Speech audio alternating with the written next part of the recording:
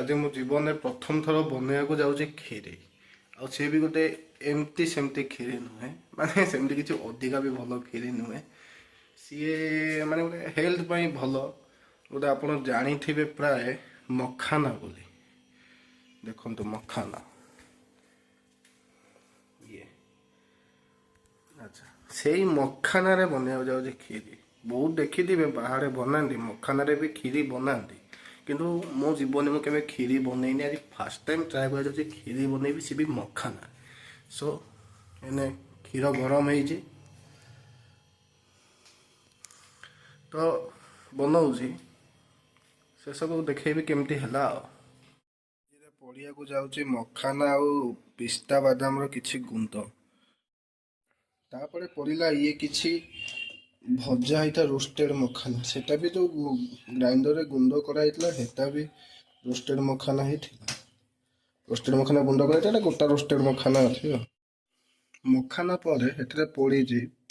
जो रोस्टेड होता पिस्ता बादाम देखंतु पड़ी जी हाँ यही देखंतु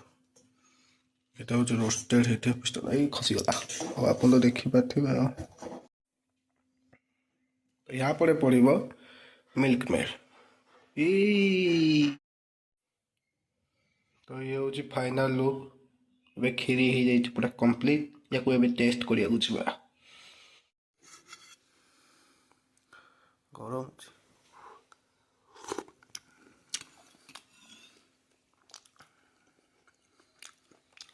मु चीनी पकई देखा नी वीडियो रे किंतु आउ टिके मिठा हवा था बाकी मु खीरी के बनईनी तोरा भाग माप कौन मत किसी जना भी ना आउ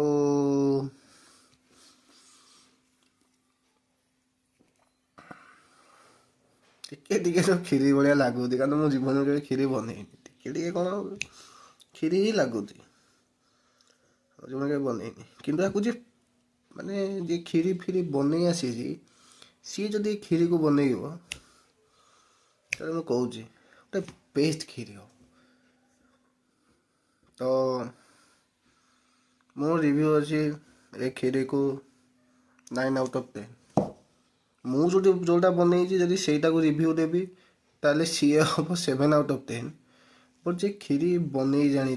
जे खीरी बनई आसी प्राय समस्त खीरी बनई जानी खाली मु जानी फास्ट टाइम बनईली तो जे खीरी बने से नियति ना नियति रिव्यू दब 9 आउट ऑफ 10 तो ये वीडियो को रखुची जय जगन्नाथ।